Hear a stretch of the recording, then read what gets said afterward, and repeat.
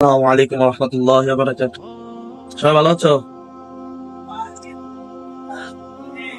আজকে সবসময় তো তোমাদেরকে আমি সব ধরনের কথা বলি, তো আজকে পার্সোনালি কিছু কথা বলবো, সেগুলো মনোযোগ দিয়ে শুনবা। আসলে এটা আমার নিজের মন থেকে বলতেছি, যেমন নিজের মনের গভীরতা থেকে কথাগুলো আসবে। আসলে আজ 1 মাস যাবত আমার বাবা বিদেশ চলে গেছেন। আমরা সবাই, তোমরা অনেকে জানো, তোমাদের কাছ থেকে আমি দোয়া চেয়েছি আমার বাবার জন্য। আমার বাবা সম্পর্কে কিছু কথা আমি না বললে হয় না। সে আমার বাবা না, সবার বাবা। দুনিয়ার যত বাবা আছে, সমস্ত বাবা সমস্ত সন্তানের জন্য অনেক ত্যাগ, অনেক কষ্ট, অনেক কিছু সহ্য করে। তার মধ্যে আমার বাবা আমার জন্য, বিশেষ করে আমার জন্য, নিজের এই বয়সে বিদেশ চলে গেছেন। তা আমি সন্তান হিসেবে আমার থেকে অনেক কষ্ট লাগে এবং অনেক ভাবায় আমাকে। তো বলতে চাইতেছিলাম, উনি আমার জন্য নিজের সবকিছু দিয়েছেন। যখন বাড়ি যেতাম, আমি যখন বাড়ি যেতাম শুনতো, তখন বাজারে চলে যেত, কিন্তু পকেটে টাকা থাকতো না। আমাদের লাস্ট কয়েক মাস আমাদের পারিবারিক টাকা পয়সা অনেক অভাবে আছিলাম। আমার আমার বেতন 10-12 হাজার মাদ্রাসা থেকে যাই দেয়, এই টাকা দিয়ে চলতো না। আমাদের ফ্যামিলির বড় ছিল, তো অনেক একটা অভাবের মধ্যে দিন চলছিল আমাদের। তো ওই অভাবের মধ্যে দেখা গেল যে আমার বাবা কখনো আমাকে কষ্ট দেয় না। যখন যেটা লাগবো সাথে সাথে কল দিয়ে বলতো, কি লাগবো, লাগলে বাবা এখনো পাঠাই দিই, এরকম বলতো, ইত্যাদি ইত্যাদি কথা। কিন্তু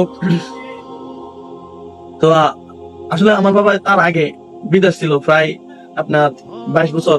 আমরা তখন ছোট ছিলাম, বা আব্বু বিবাহ আগে থেকে বিদেশ ছিল, প্রায় 22 বছর বিদেশ করছে। এই 22 বছর মধ্যে আমি চাঁদপুর পড়াশোনা করছি। পড়াশোনার মধ্যে আমার লাগে যখন যা লাগতো প্রায় 1-2 মাস পর 10,000 12,000 এরকম টাকা পাঠাইতো। অনেক খরচ করছি আমি চাঁদপুর থাকতে। আলহামদুলিল্লাহ, ওইখানে আমার নানা ছিল, নানা তত্ত্বাবধানে আমি চলছি। নানার কাছে টাকা টুকা যা লাগতো আব্বু পাঠাইতো। এভাবে আর কি। হরে যখন আমাদের বয়স হলো, আমরা যদি পথ ভ্রষ্ট না হই, বিভিন্ন খারাপ রাস্তায় না যাই, এই কারণে আমাদের 2 বোনের, আমরা মোট ভাই বোন 3 জন। তো একজন ছোট, হ্যাঁ, আর ওই সময় আমরা 2 জন ছিলাম। আমাদের 2 জনের দিকে তাকাইয়া দেশে চলে আসছে, যাতে আমরা পথ ভ্রষ্টতা না হই, খারাপ রাস্তায় না যাই, এই কারণে চলে আসছে। তো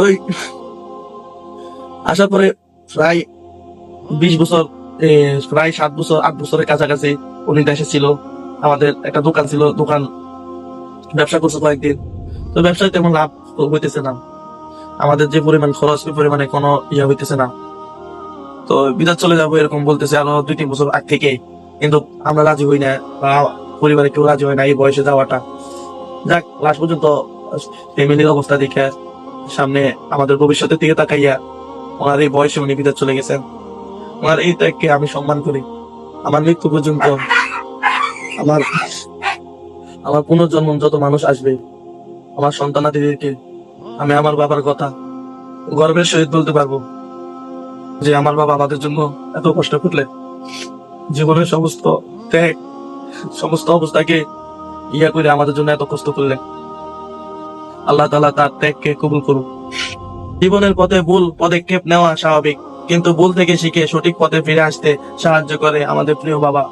বাবা, আপনাকে প্রতিদিন অনেক অনেক মিস করি।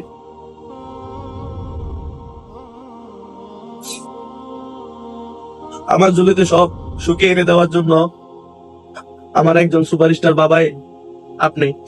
দোয়া করি আল্লাহ আপনাকে ভালো রাখুক এবং সুস্থ রাখুক। সবাই আমার বাবার জন্য দোয়া করবেন, যাতে আবার সুস্থ অবস্থায় এই প্রবাদ জীবন ছেড়ে আমাদের মধ্যে আসতে পারে। আসসালামু আলাইকুম ওয়া রাহমাতুল্লাহি ওয়া বারাকাতুহু।